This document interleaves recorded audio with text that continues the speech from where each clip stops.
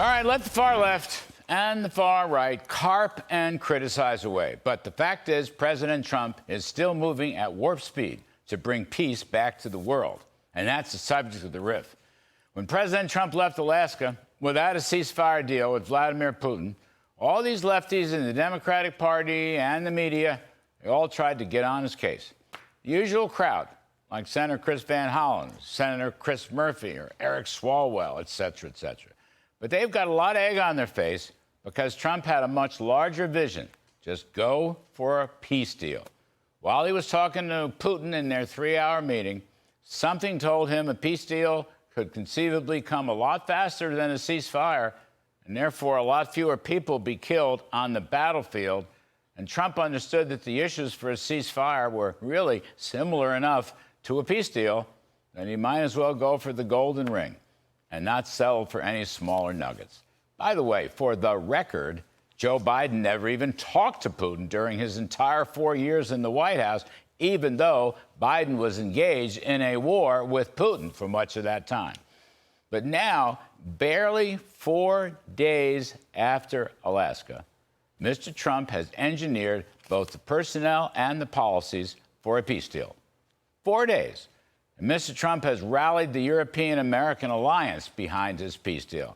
And Ukraine President Zelensky, well, he wore a nice custom-made suit from a Ukrainian tailor, of course, to the White House meetings. And he and Trump are now on solid ground.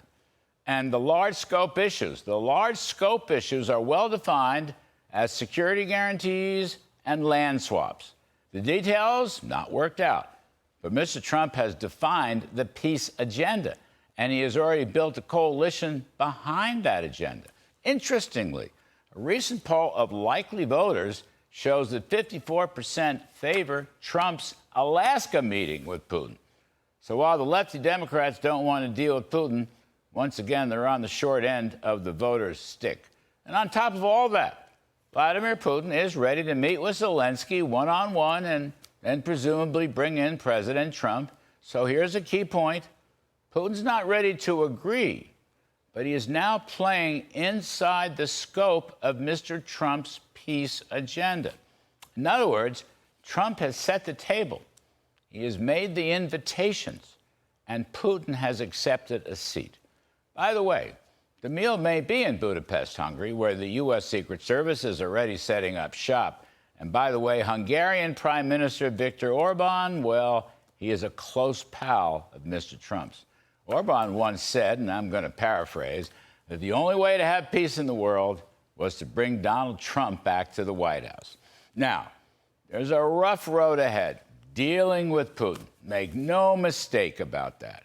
And if the talks go south, well, then there's still secondary sanctions and tariffs that would totally crush the Russian economy. But Mr. Trump has wisely put, quote, severe consequences, end quote, on the back burner because the peace effort is progressing. There's a reason President Trump is the most powerful leader on the planet.